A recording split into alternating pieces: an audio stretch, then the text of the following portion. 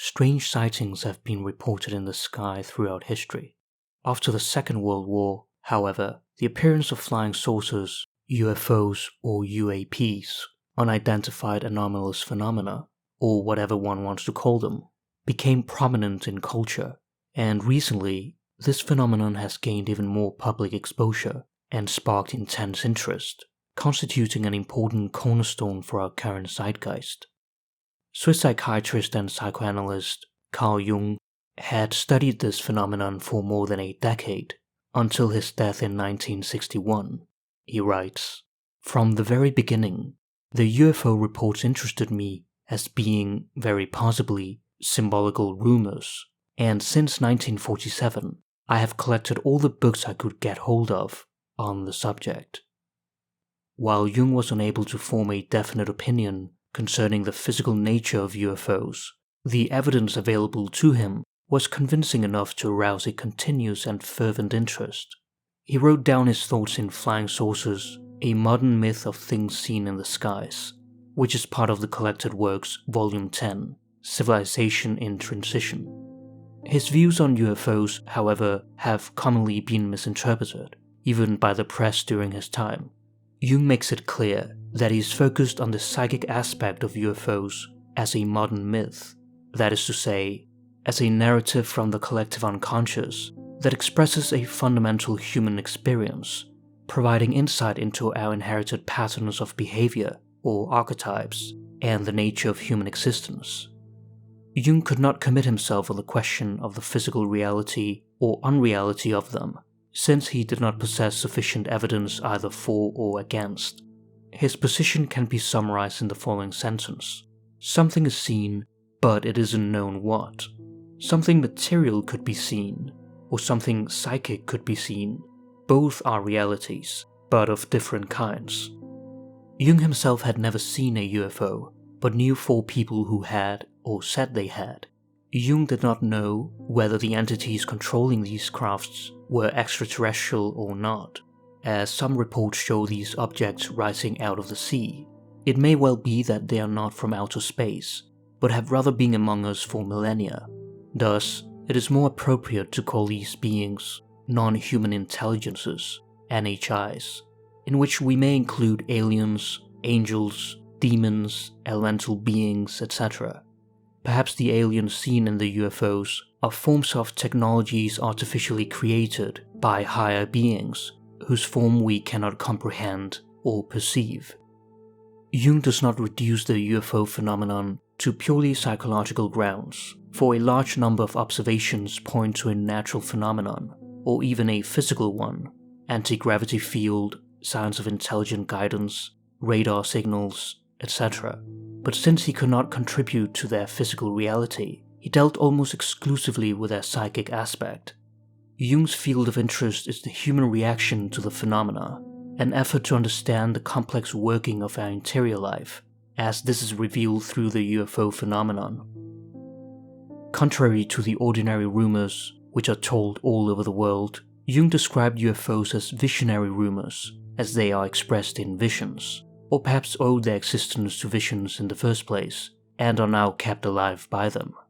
Thus, they are closely akin to collective visions, such as the so-called Miracle of the Sun in Fatima, Portugal, which occurred in 1917.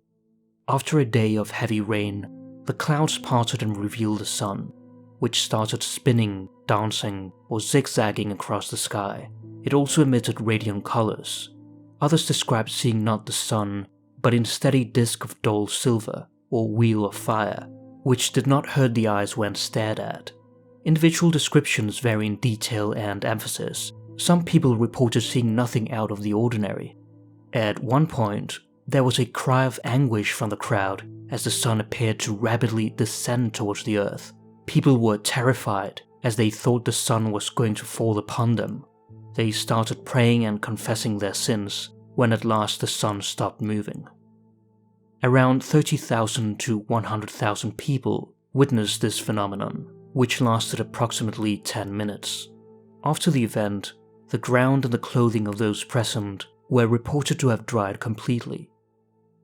There are cases of collective visions where one or more persons see something that others cannot see. That is not to say that they are hallucinations, but rather for some reason these visions only appear in the consciousness of certain people, whilst they remain invisible to others. Jung experienced this in a spiritualistic seance, where 4 of the 5 people present saw an object like a moon floating above the abdomen of the medium.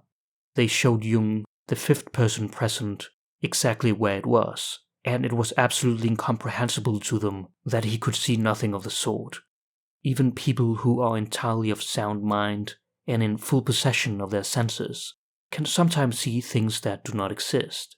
In addition, things can be seen by many people independently of one another, or even simultaneously, which are not of a physical nature, but a psychic one. All of these factors must be considered with regards to UFOs. Though visionary rumors may be caused or accompanied by all manner of outward circumstances, they are based essentially on an omnipresent emotional foundation, a psychological situation common to all mankind, the collective unconscious. The basis for this kind of rumor is an emotional tension having its cause in a situation of collective distress or danger, or in a vital psychic need, shedding light on the psychic compensation of the collective fear weighing on our hearts. There's a personal unconscious which is concerned with our own problems and complexes, but also a collective unconscious that concerns the whole human race. When the world is divided, it brings about confusion, aimlessness, and disorientation, as well as a meaning crisis.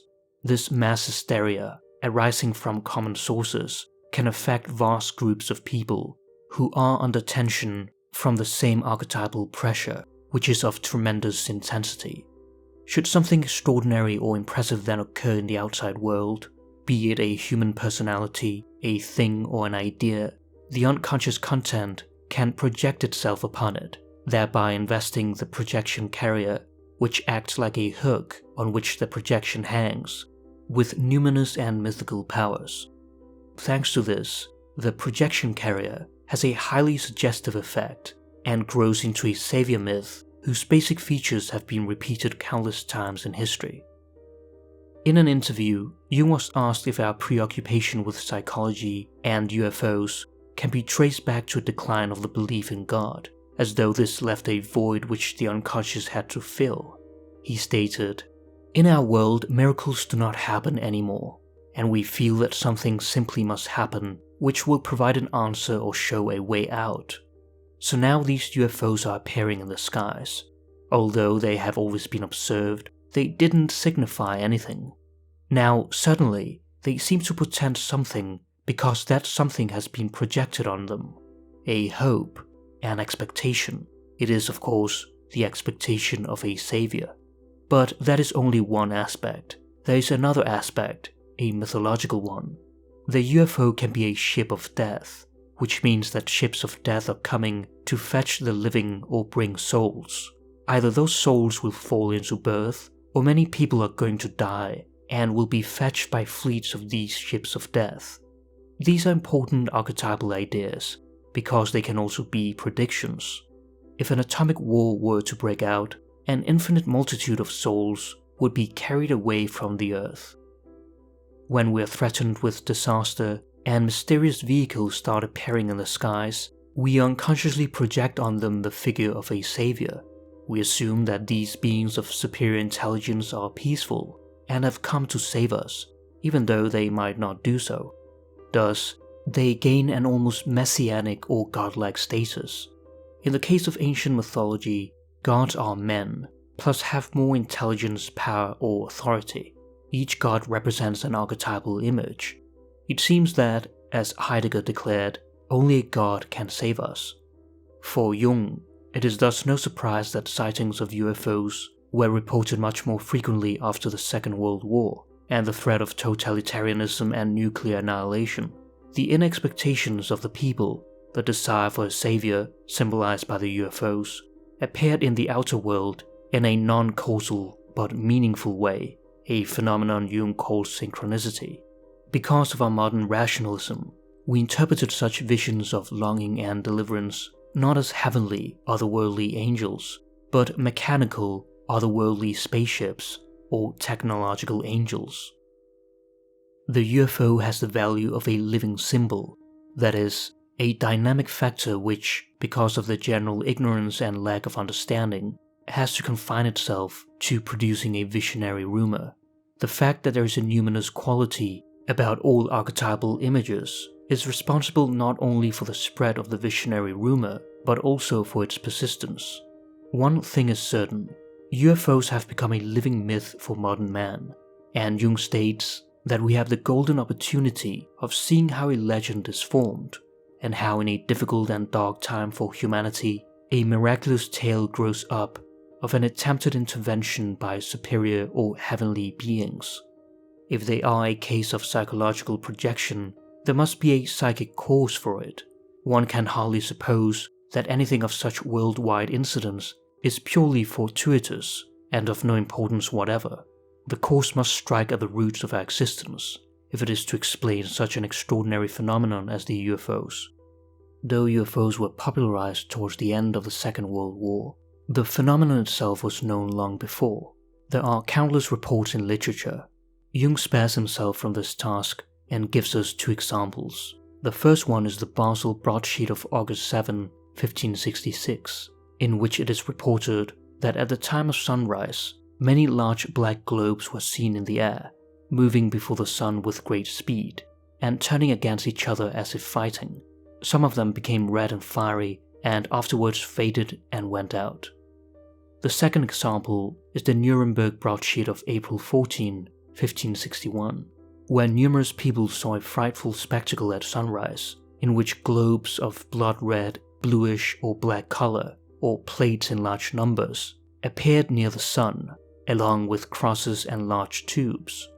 They all began to fight one another, and this went on for about an hour. They then all fell down to the earth. Underneath the globes was a long object, shaped like a great black spear. Naturally, this spectacle was interpreted as a divine warning. These tubes are analogous to the cylindrical objects in UFO reports, known as the motherships, which are said to carry the smaller, lens-shaped UFOs for long distances. As we have mentioned, strange objects in the skies have been witnessed for thousands of years. In his book, Passport to Magonia, Jacques Vallée, who could be dubbed the father of the modern study of UFOs, argues that similar patterns could be observed in folklore, religious tradition, and modern UFO events. A constant feature of one class of legends involving supernatural creatures is that the beings come to our world to steal our products, our animals, and even human beings, as well as their sample gathering behavior and their requests for terrestrial products. There are also alleged miraculous cures after people describe having a religious experience. Similarly, people encountering UFOs find that they are suddenly cured of their wounds and chronic illnesses. Vallée challenges the so-called extraterrestrial hypothesis and the view that UFOs are scientific devices having nothing to do with the mystico-religious context of medieval apparitions. He suggests that similar phenomena have always occurred in human history, and proposes the psychosocial hypothesis, in which psychological and social factors are indispensable for explaining the UFO phenomenon. To study the recurring themes and motifs, he presents a comprehensive catalogue detailing all the pertinent facts of some 900 sightings of UFOs from 1868 to 1968.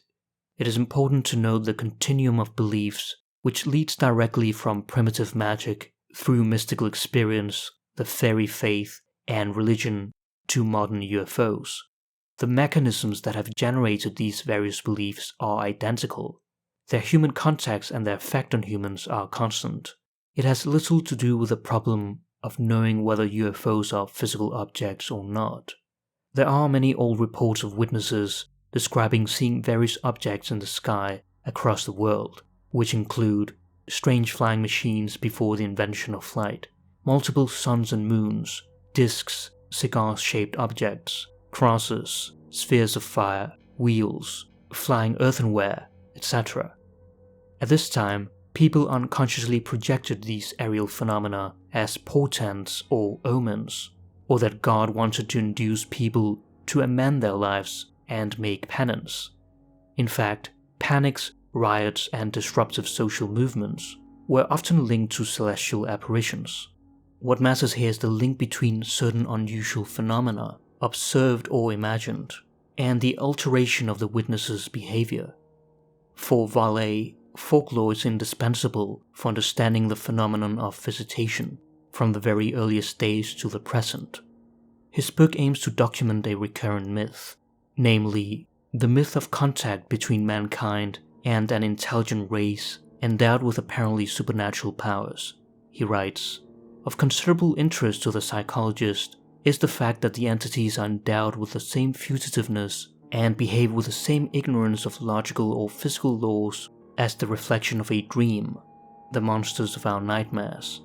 If a superior race does in fact generate what we are now observing as the UFO phenomenon, is it not precisely with the purpose of changing the course of human destiny by presenting us with evidence of our limitations in the technical as well as the mental realm? Children of the unknown, if they are not real, should we see these rumors as a sign that something in the human imagination has changed, bringing into a new light uncharted areas of our collective unconscious? In any case, it is important to understand what need these images fulfill, why this knowledge is both so exciting and so distressing to us." It is interesting that Vallée compares the UFO phenomenon with a dream. When we are confronted with a mystery, either individually or collectively, our reaction tells a great deal about ourselves, and all we can ever read into anything is ourselves. Our responses are like a Rorschach test. In the case of UFOs, the phenomenon becomes a kind of collective dream, not merely a personal dream, but an archetypal dream that reveals the needs of humanity's inner life. This dream, like any other dream, is capable of analysis, and in the analysis of it, we gain far more insight into ourselves, life, nature, and being than we gain by attempting to solve the actual mystery of these phenomena. Vallée observes that the UFO sightings have a chameleon-like character.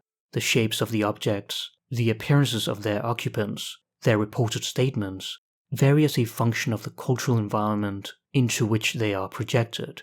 This makes the study of such objects infinitely broader than the simple investigation of a new phenomenon, for if the appearance and behavior of the objects are functions of our interpretation at any particular time in the development of our culture, then what chances can we have of ever knowing the truth?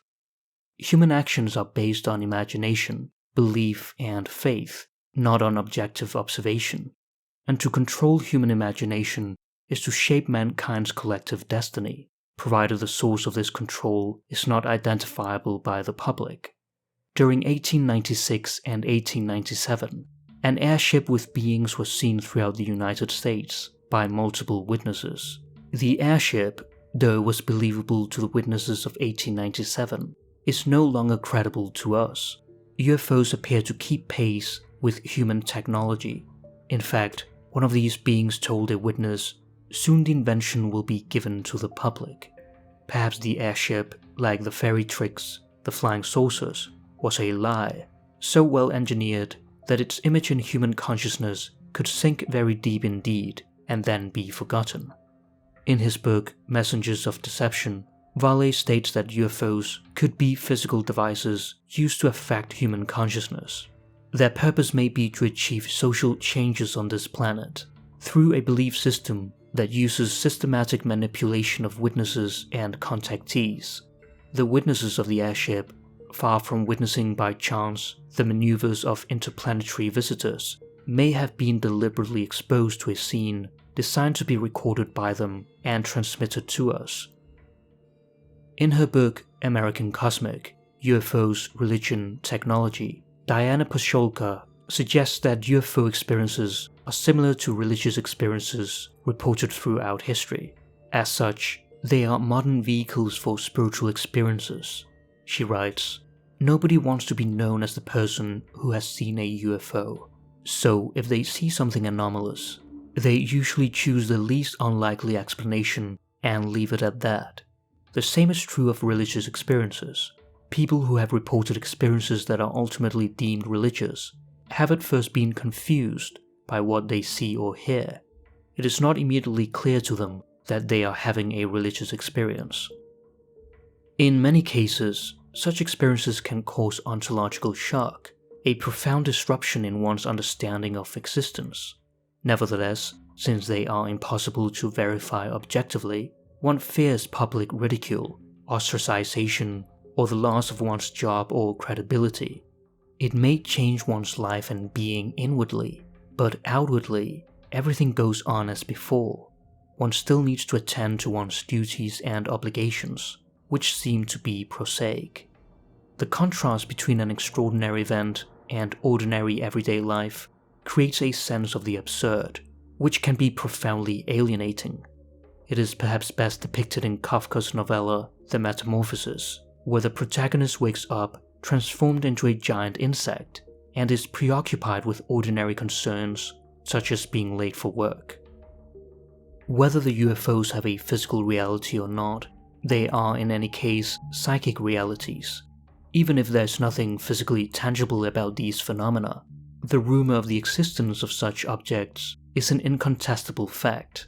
Whether the rumor corresponds to a physical reality or not makes little difference to Jung as a psychologist. For him, the interesting thing is to know why the human mind creates such products, because that throws particular light on the activity of our unconscious. So, what are the psychic aspects of the UFOs? What as a rule is seen as a body of round shape, disc-like or spherical, glowing or shining fiery in different colors, or more seldom a cigar-shaped or cylindrical figure of various sizes. The round bodies in particular are figures such as the unconscious produces in dreams, visions, etc.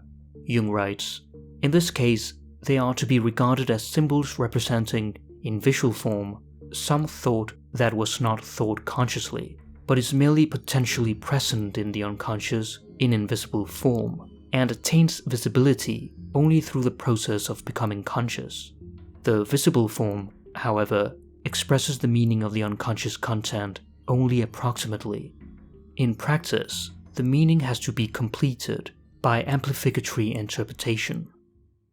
The figures in visionary rumors can be subjected to the same principle of dream interpretation, namely by means of amplification, that is, using mythological, historical, and cultural parallels in order to amplify the symbols present in the unconscious.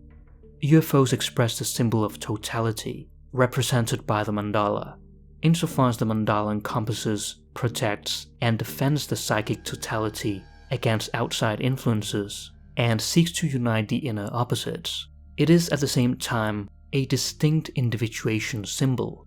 The soul too is supposed to have the form of a sphere, on the analogy of Plato's world soul. This symbol leads us to the heavenly spheres, to Plato's supracelestial place, where the ideas of all things are stored up. The alchemists called it a rotundum, which expresses the totality of the individual. Jung defines it as the archetype of the self, that is, the totality composed of the conscious and the unconscious. Jung, in fact, had a dream of a UFO which he associates with the problem of the self. He writes, in one dream, which I had in October 1958, I caught sight from my house of two lens-shaped, metallically gleaming discs. They were two UFOs. Then another body came flying directly toward me. It was a perfectly circular lens. At a distance of 400 to 500 yards, it stood still for a moment and then flew off. Immediately afterward, another came speeding through the air, a lens with a metallic extension which led to a box, a magic lantern.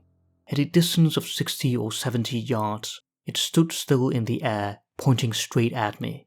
I awoke with a feeling of astonishment. Still half in the dream, the thought passed through my head. We always think that the UFOs are projections of ours. Now it turns out that we are their projections. I am projected by the magic lantern as C.G. Jung. But who manipulates the apparatus? Jung compares this dream to another similar one, in which he entered a chapel and saw a yogi in lotus posture, in deep meditation. When he looked at him closely, he realized that he had his face. He became frightened and awoke with the thought, aha, so he is the one who's meditating me. He has a dream, and I am it. He knew that when he awakened, he would no longer be. Jung's self retires into meditation and meditates his earthly form. It assumes human shape in order to enter three-dimensional existence, and by greater awareness can take a further step toward realization. The figure of the yogi represents Jung's unconscious prenatal wholeness. Like the magic lantern, the yogi's meditation projects his empirical reality. Since UFOs have become for many people a symbol of the self, a redemptive or destructive manifestation of the divine, either the salvation or destruction of our planet is expected from them. Circular symbols have played an important role in every age, which are not only soul symbols, but God images. As the old saying goes, God is a sphere whose center is everywhere and the circumference nowhere. The chief role of the archetype of the self, or God image, is in uniting apparently irreconcilable opposites, and is therefore best suited to compensate the split-mindedness of our age. It brings order and regulation to chaotic states. Undeterred by rational criticism, the unconscious thrusts itself to the forefront in the form of a symbolic rumor, accompanied and reinforced by the appropriate visions, and thus activates an archetype that has always expressed order, deliverance, salvation, and wholeness.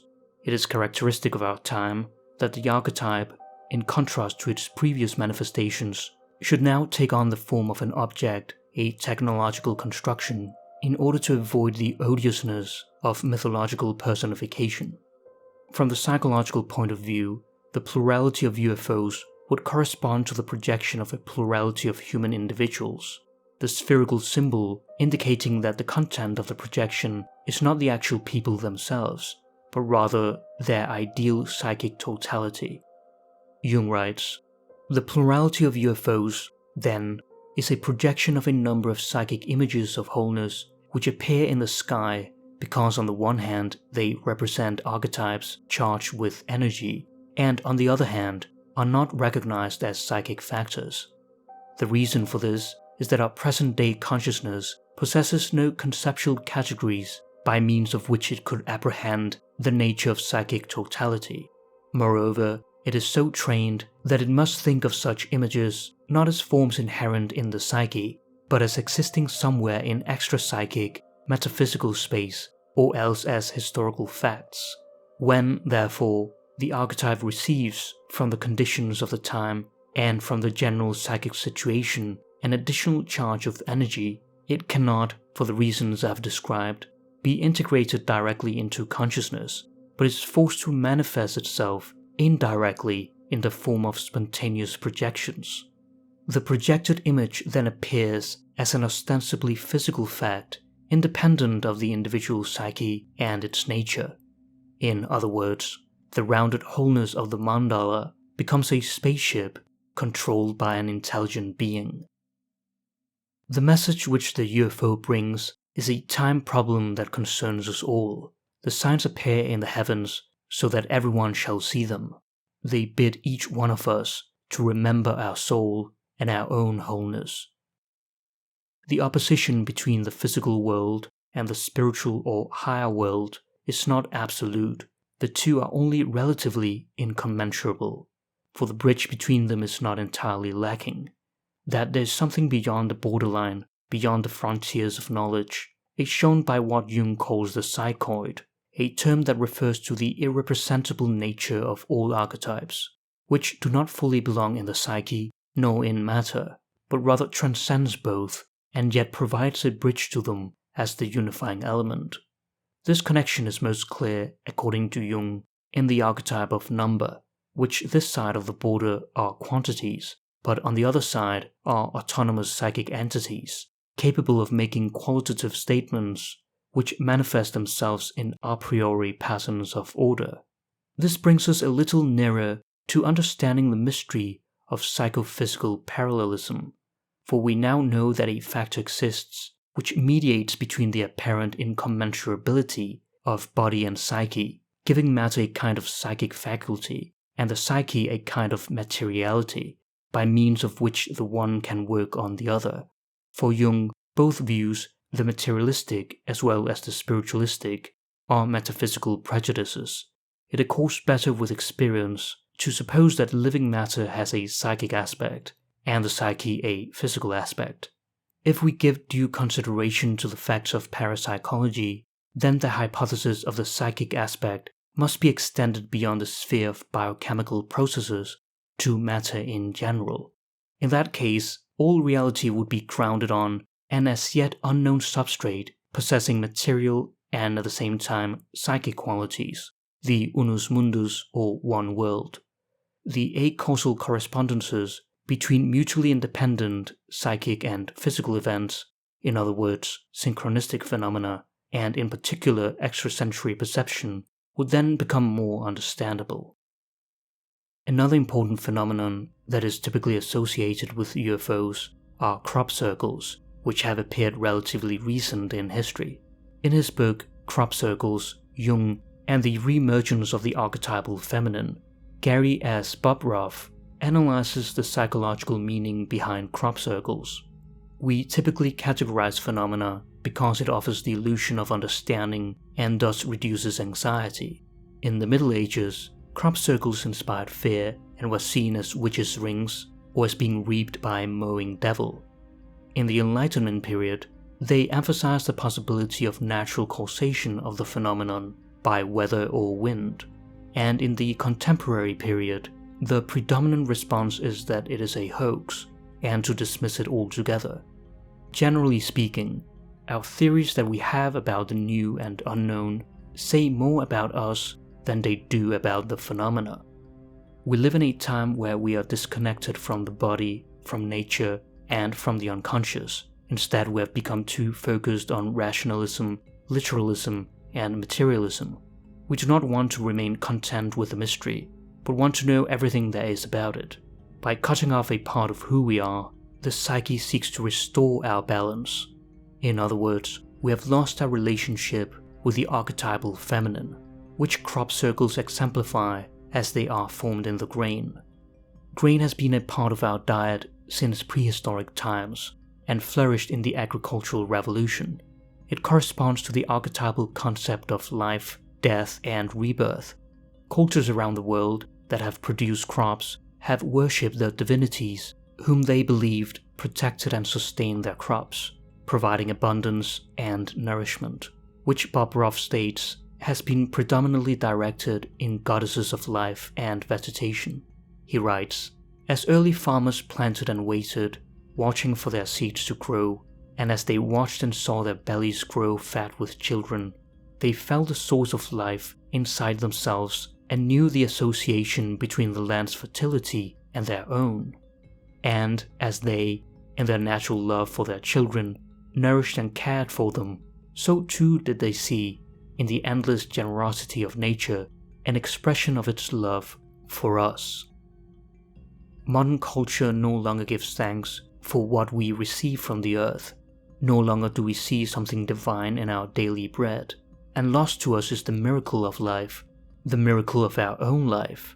In other words, we live in a world where the consciousness of the feminine has gone underground, and whatever remains unconscious behaves in neurotic ways.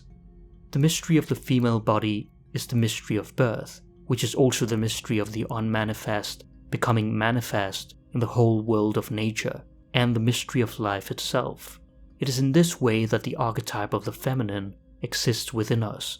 It is the most potent association to the symbol of the grain in our psyche, and the possibility of dead matter giving birth to the new. In Latin, mother is mater, which is related to the word materia or matter. Thus, as a mother is the source which gives material shape to her children, so too does matter constitute the building blocks from which all materials in the physical world arise. The mother is the matrix or womb from which things originate. Our separation from the archetypal feminine is expressed compulsively and unconsciously as one-sided materialism, a shadow expression of the feminine. The circle, on the other hand, is a symbol of the self. It expresses the totality of the psyche in all its aspects, including the relationship between humanity and the whole of nature. Visually, the emergence of the crop circle phenomenon from the initial circular form seen throughout history around the world into the diverse concentric complexity of the mandala mirrors the form of the self archetype's evolution in the psyche. The depth of the mystery that we witness in crop circles, UFOs, etc. does not lie in our ability to construct complex theories about it. Its mystery is present simply in its existence. This encounter with the other has occurred since time immemorial. Jung was aware that we could not remain satisfied with just a psychological explanation of UFOs, as he says that these have not only been seen visually, but have also been picked up on the radar screen and have left traces on the photographic plate, which preceded photographic film. He writes, "It boils down to nothing less than this, that either psychic projections throw back a radar echo, or else the appearance of real objects affords an opportunity for mythological projections. Here I must remark that even if the UFOs are physically real, the corresponding psychic projections are not actually caused, but are only occasioned by them. Mythical statements of this kind have always occurred, whether UFOs exist or not. These statements depend in the first place on the peculiar nature of the psychic background, the collective unconscious, and for this reason have always been projected in some form. At various times, all sorts of projections have appeared in the heavens besides the saucers. The alternative hypothesis that UFOs are something psychic that is endowed with physical properties seem even less probable, for where should such a thing come from? If weightlessness is a hard proposition to swallow, then the notion of a materialized psychism opens a bottomless void under our feet." For Jung, there is also a third possibility, that UFOs are real material phenomena of an unknown nature, either coming from outer space or have always been on Earth. After Jung completed his manuscript, a book fell into his hands which captured his attention, and which he included in the epilogue.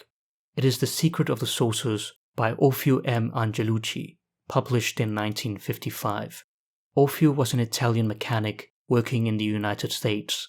Jung describes his book as a naive production, which for that very reason reveals all the more clearly the unconscious background of the UFO phenomenon, and therefore comes like a gift to the psychologist. After his encounter with NHIs, Orfeo made his living by preaching the gospel revealed to him by them. His career as a prophet began with the sighting of a supposedly authentic UFO on August 4, 1946.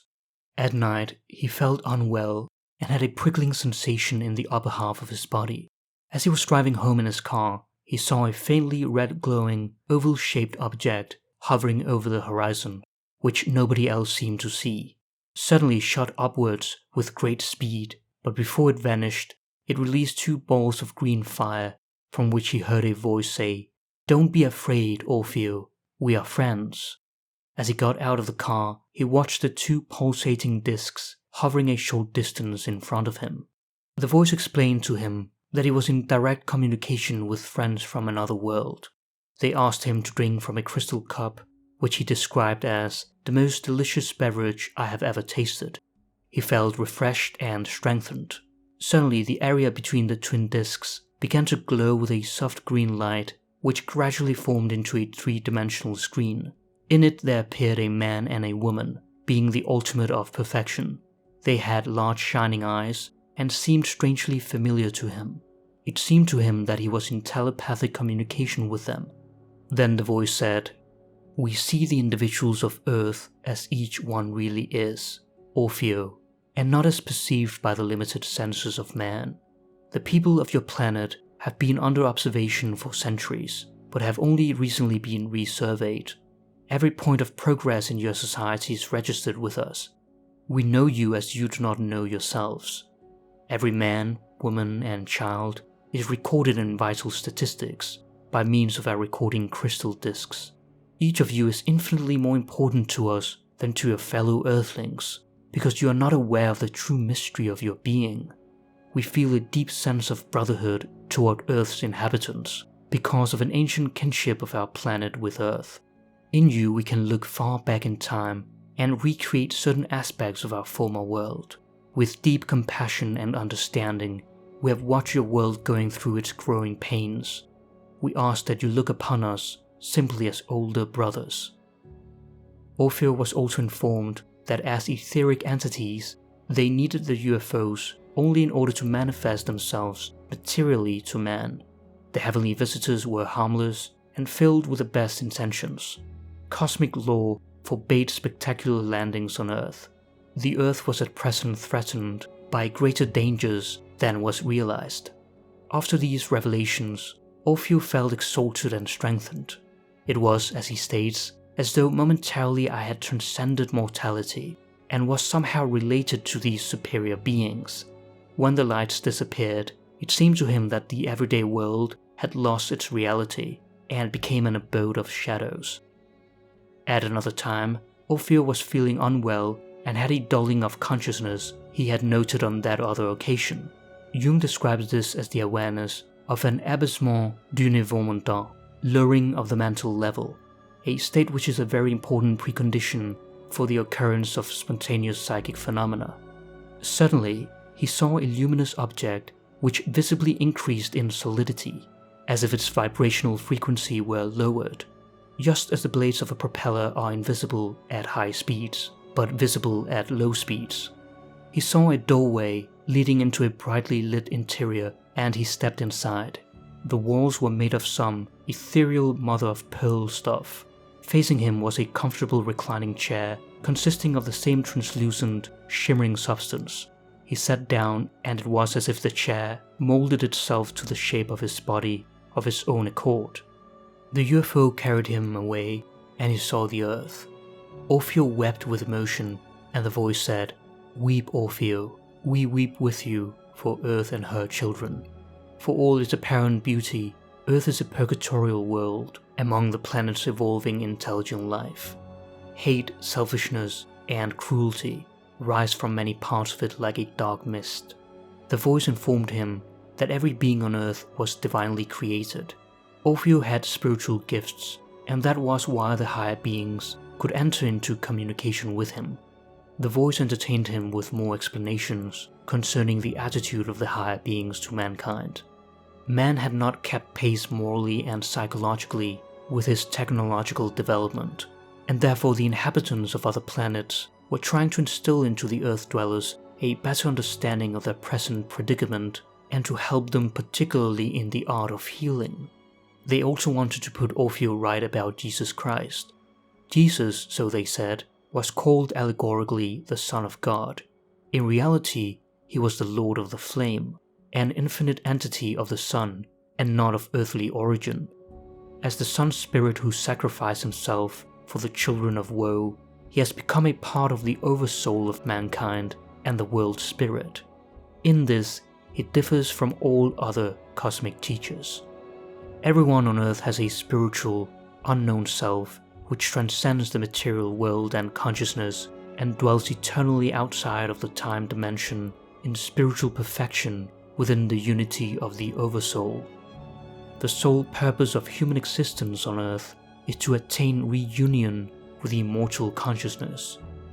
Orfeo felt like a crawling worm, unclean, filled with error and sin. He wept, to the accompaniment of the appropriate music. The voice spoke and said, "Beloved friend of Earth, we baptize you now in the true light of the worlds eternal." A white flash of lightning blazed forth. His life lay clear before his eyes, and the remembrance of all his previous existences came back to him. He understood the mystery of life. He thought he was going to die, for he knew that at this moment he was wafted into eternity, into a timeless sea of bliss. After this illuminative experience, Orfeo came to himself again. He noticed that he had an inflamed circle with a dot in the middle on his chest. Psychologically, this is the symbol of the self, of absolute wholeness, or in religious language, God. The center is frequently symbolized by an eye, the ever-open eye of the fish in alchemy.